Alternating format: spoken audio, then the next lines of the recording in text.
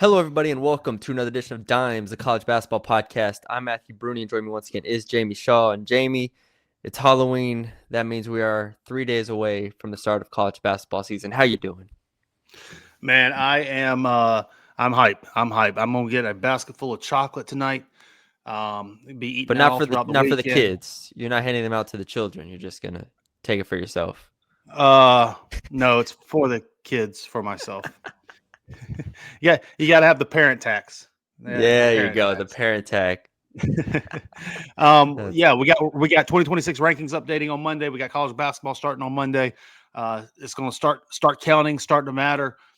Visits happening. We have commitments coming up. It's just that time of the year, but it's Yep. all made better by chocolates. I wasn't sure where you're going with that. Yes, it is made better. It's like it's our sponsor. It's like, yeah, sponsored by chocolate on Not any Halloween. specific brand of chocolate, just No, overarching chocolate. chocolate. It's Sponsor us, great. chocolate. Sponsor Yeah. us. Yes. All Willy right. Wonka over here. Yes. All right. We're going to give our play of the year predictions, our Final Four national champ predictions, and talk about some games on Monday. But first, I did want to recap because past 10 or so days, there have been some huge exhibition games. And I do think from all the coaches that I've talked to and that have talked in press conferences, they all love it. It's kind of like a pseudo preseason for them. In the past, they had to do a bunch of secret scrimmages and different exhibition games against like D2 teams or something. Now we're getting actual exhibition games against high major teams playing each other.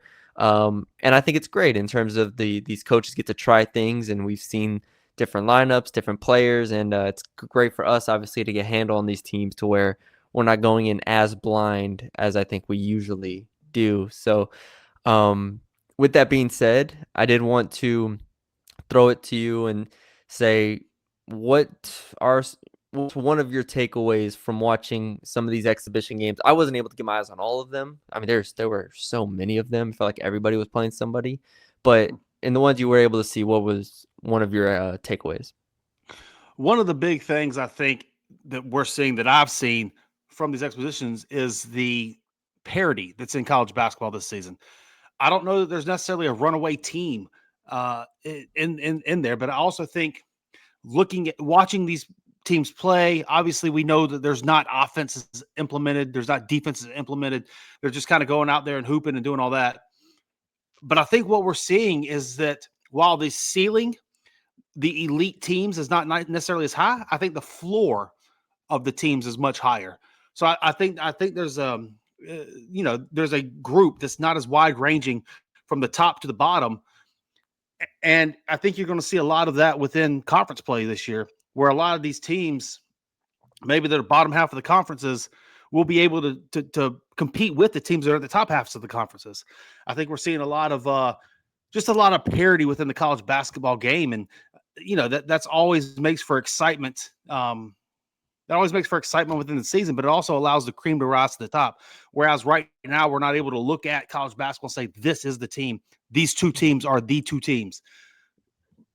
We'll be able to see who the best teams are come the end of the season. As the season goes along, teams start winning, teams start playing.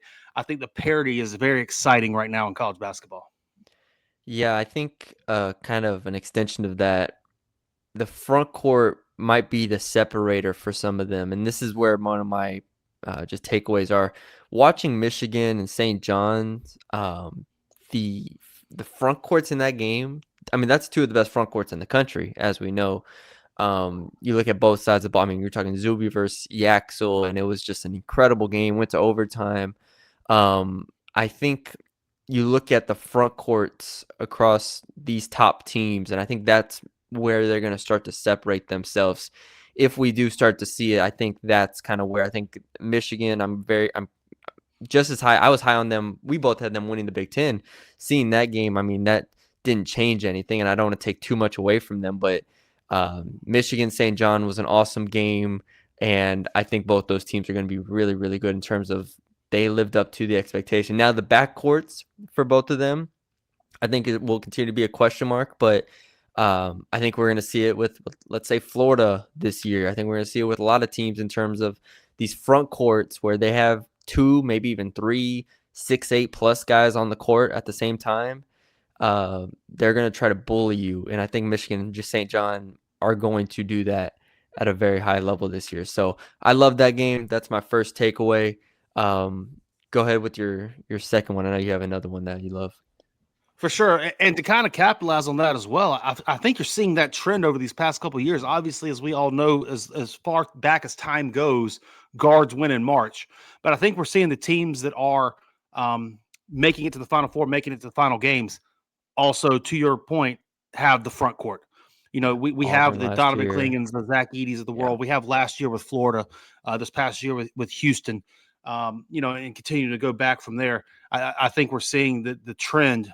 You know, everybody wants versatility and small ball and all this stuff.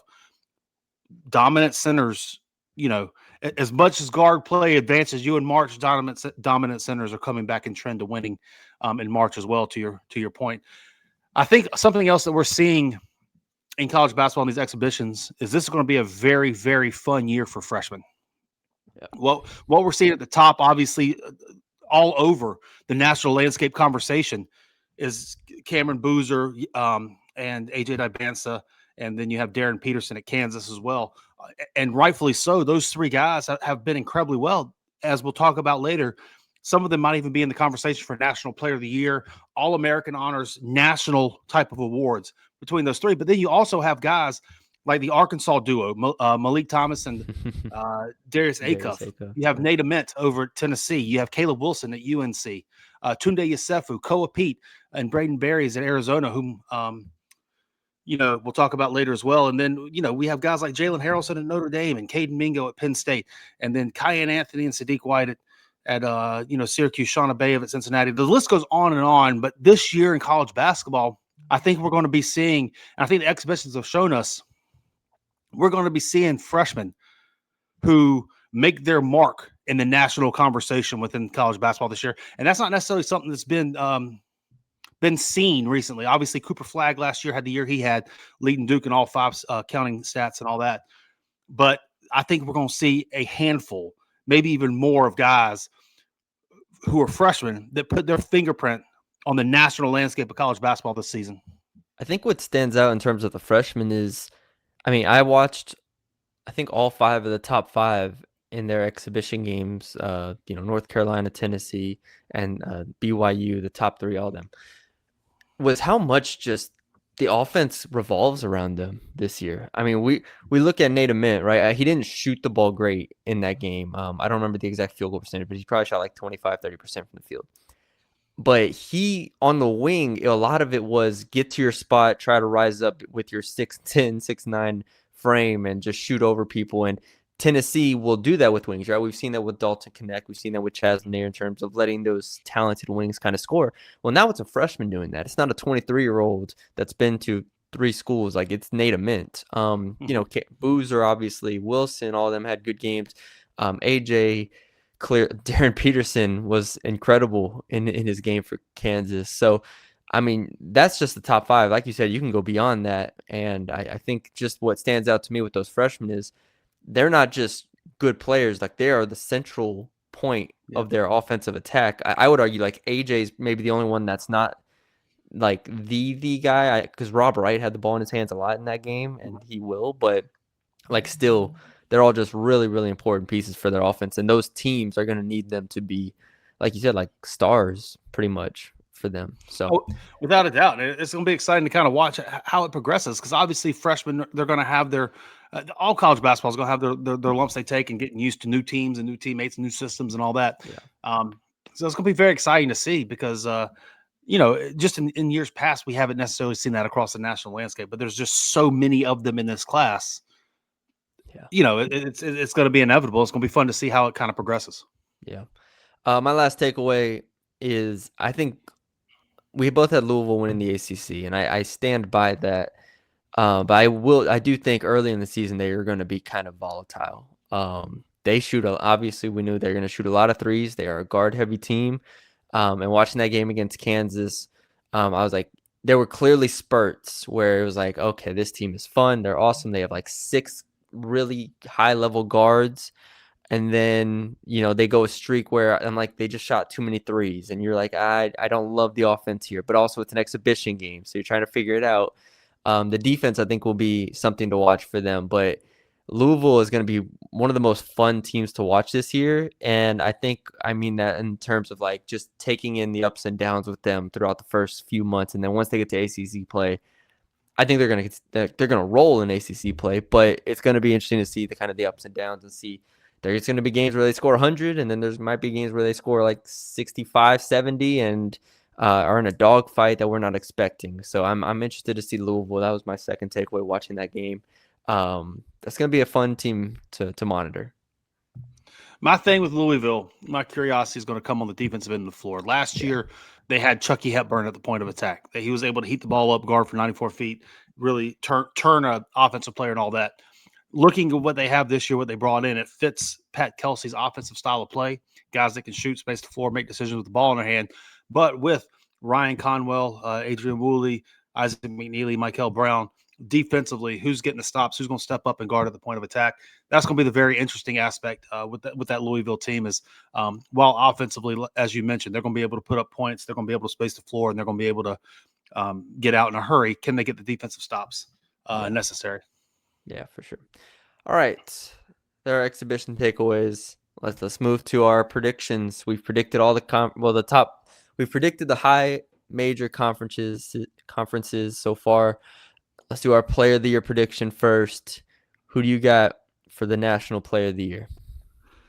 Yaxel Lindenberg for me. I also took a long, hard look at Cam Boozer at Duke. But looking at Yaxel, I feel like his team, the Michigan team, is going to win. I think the Michigan team is going to be a top 5-ish team this whole year. And I think that they're going to get the national notoriety. And I feel like the offense is going to be put kind of around him.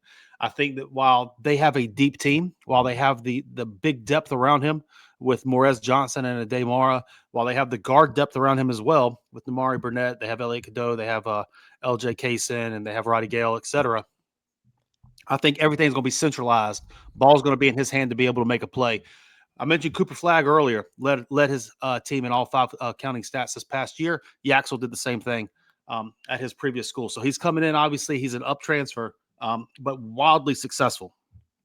And what he was able to do, he's getting the Dusty May system, lots of talent around him, national scale. I think his ability to create offense, I think his ability to process with the ball in his hand, I think his toughness and physicality, ability to finish, and his understanding of angles and all that allows him to make plays at different levels of the floor while also rebounding, defending, and just overall raising the floor of his team.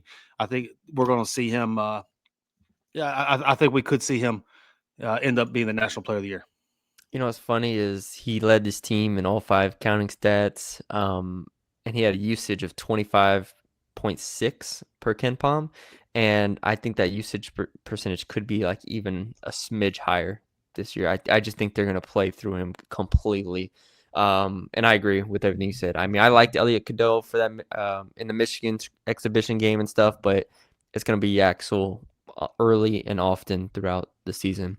I like that pick. My player of the year is JT Toppin for Texas Tech. I think the counting stats are going to be absurd this year. And Darian Williams is gone. We've talked a lot about Christian Anderson and how awesome he's going to be.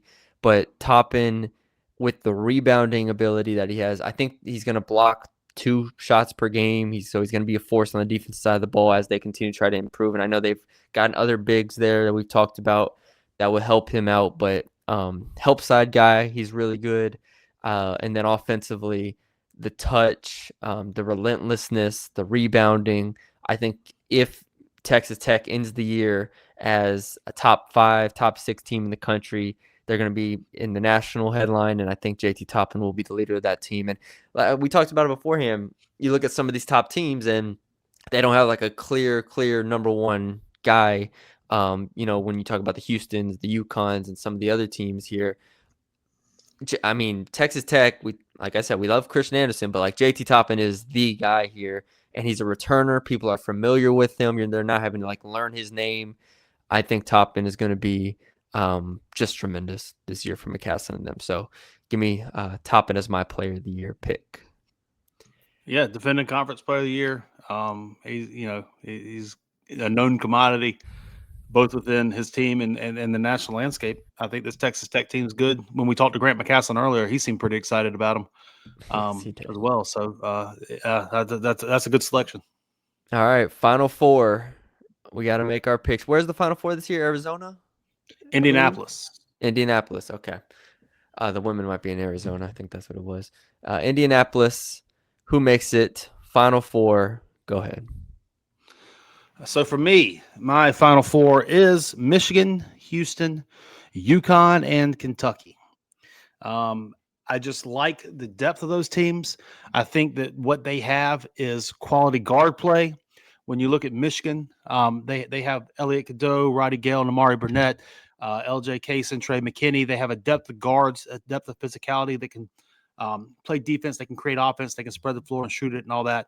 When you look at Kentucky with Jalen Lowe coming in, Denzel Aberdeen, and the depth of guards that they have there, Houston returns Milos Uzan, Emmanuel Sharp, as well as Kingston Fleming's coming in, Isaiah Harwell.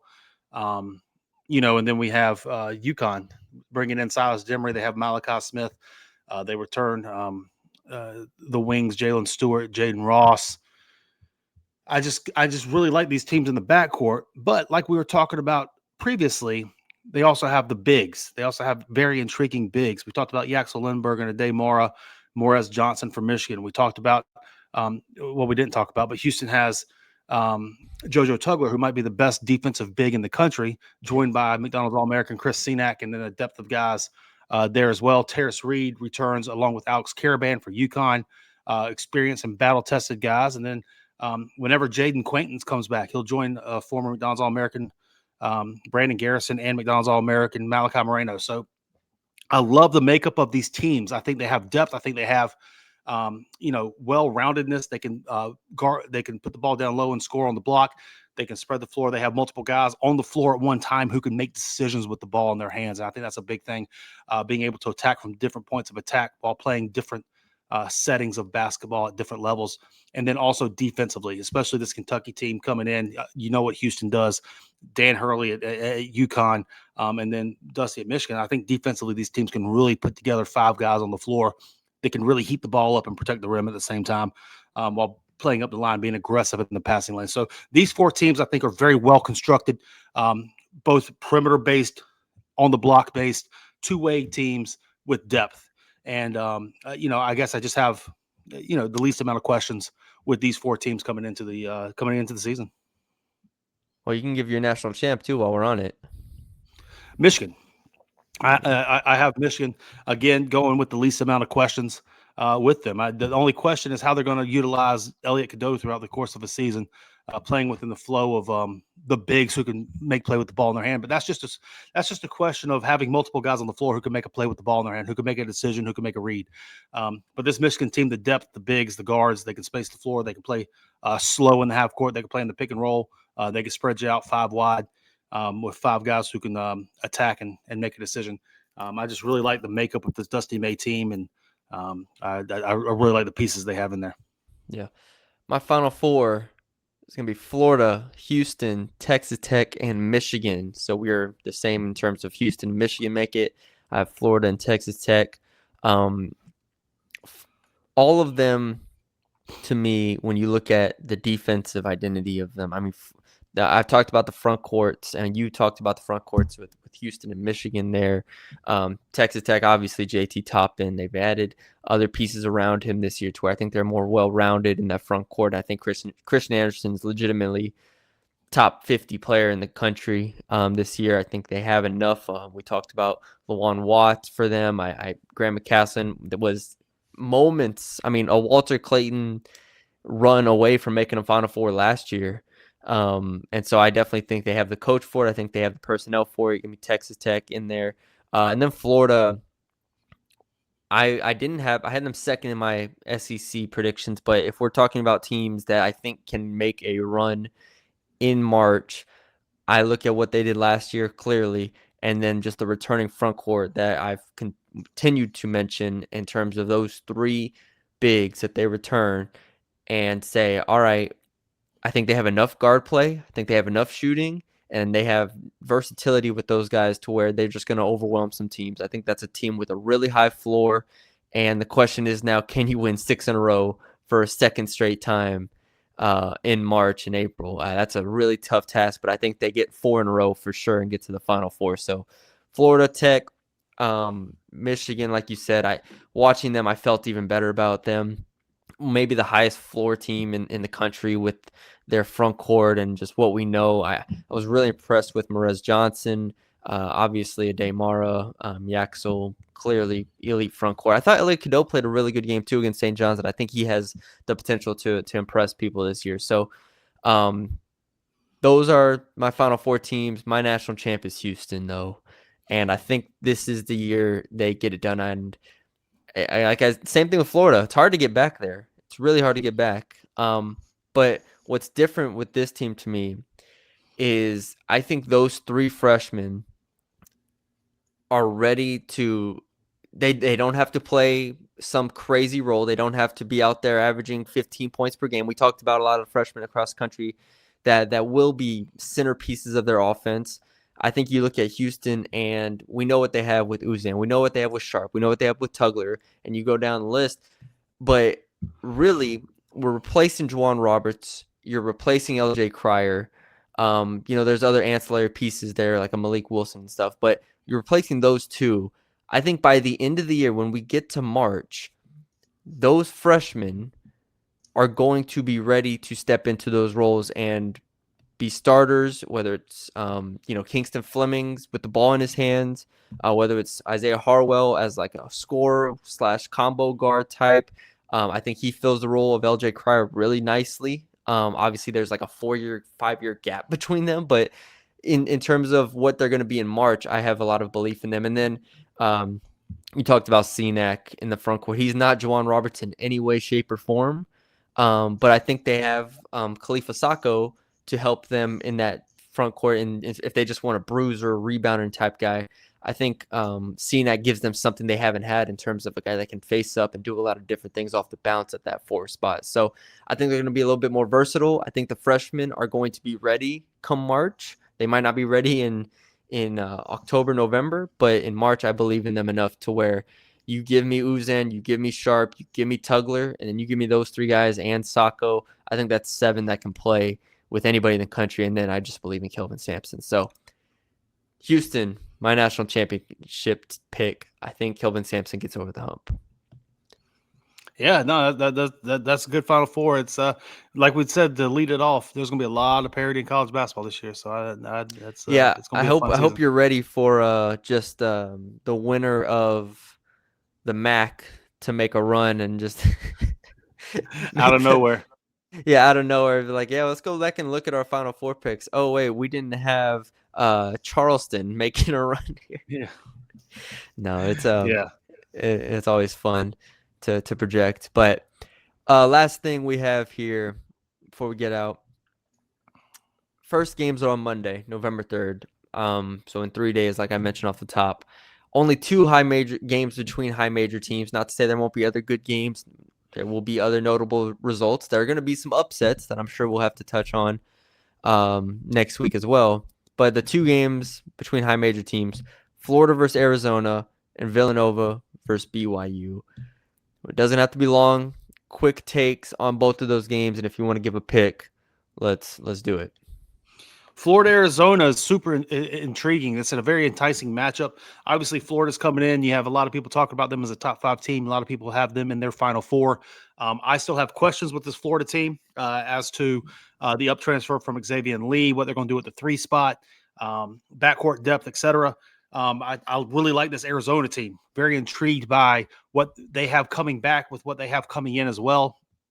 Jaden Bradley at the bookends in their lineup. Jaden Bradley at the point, then you have Awaka and Krivas at the 5, and then mixed in the middle you have McDonald's All-American Koa Pete, 4-time state champion, gold medalist, etc. Anthony Delorso in his second year coming up from Campbell. I like him a lot at the wing. Braden Berries, and then you have the foreign guys with Krechnikov and C.D. Gay coming in as well. Curious as to what kind of roles they'll eventually end up playing with the team. But I think that they have I really like Bradley's ability to touch the paint. I like the ability to make plays across multiple positions. I like the bigs that they have, able to guard in the paint, protect the rim. I like this Arizona team. I would pick this Arizona team to win the game on Monday night against Florida. But I'm very interested in seeing what Florida looks like. I just have more questions with this Florida team as to what it is they'll eventually look like. I do think Arizona, like you said, matches up well in terms of the size and the bodies that they can throw at this front court. And we have to see what the guard play looks like for Florida here. And Arizona has some freshmen that are going to come in. We'll see how they look right away. I mentioned to you beforehand, I was like, I thought Florida could be like a 3.5 point favorite. I looked it up, and they are a 3.5 point favorite going into the game. So we'll see how that plays out. But I'm going to take Florida. I just think there's enough continuity here to where on game 1, week 1, they're going to be ready to go and be able to get this win. But Arizona's definitely ready to match up. Villanova, BYU, quick thoughts on that game and our first real look at AJ DeBansta and this Cougars team. When it comes to the outcome of the game, BYU, I would assume should have this pretty handily. Looking at the two rosters, looking at the two teams, where things are going. But on the positive side with Villanova, I'll be very interested to see what their two freshmen look like, namely Caden Lewis, and then Matthew Hodge as well. But Caden Lewis, we'll get our first look at him. He's another one of those freshmen who could have a very big year this year, put up some good counting stats and what he could do on the national landscape in the conversation, enter it as well as one of those freshmen. This BYU team has a lot of firepower, and we're seeing Kevin Young's ability to be able to create advantages, to be able to put his guys into quick hitter situations and be able to make reads with multiple looks out of base sets. We're seeing AJ DeBansta coming in as the probable number 1 NBA draft pick this upcoming season, but he's not going to have to do it all himself. Rob Wright will have the ball in his hand. Keba Keita on the block. Richie Saunders coming in, Kennard Davis, et cetera, et cetera. There's a lot of different pieces on this team to be able to create advantages at multiple levels of the floor. I really like what Kevin Young's put together.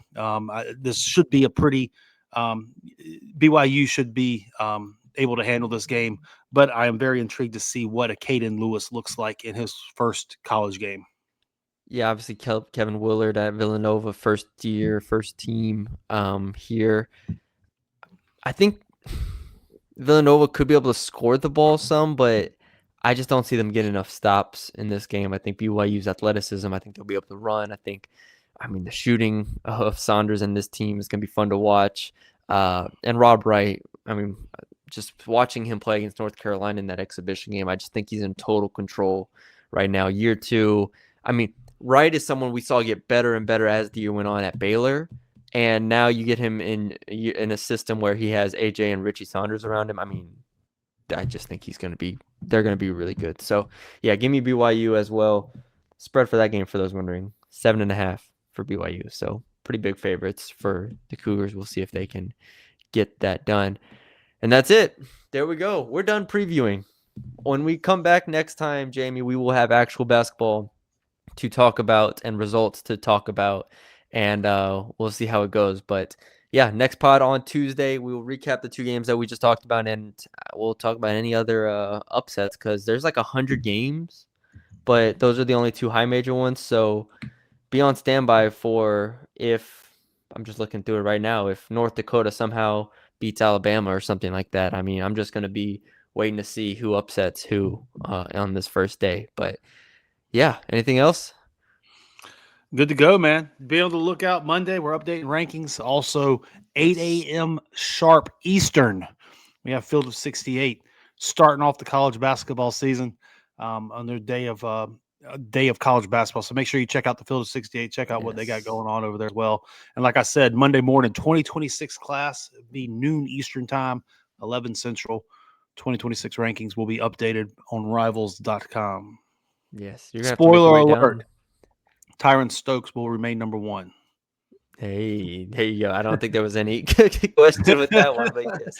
Spoiler alert. Spoiler. Run and tell your family. All right. That's all we got for y'all today. Hope y'all enjoyed the episode. Leave us a like, comment, share, subscribe if you have not already, and we will talk to y'all later.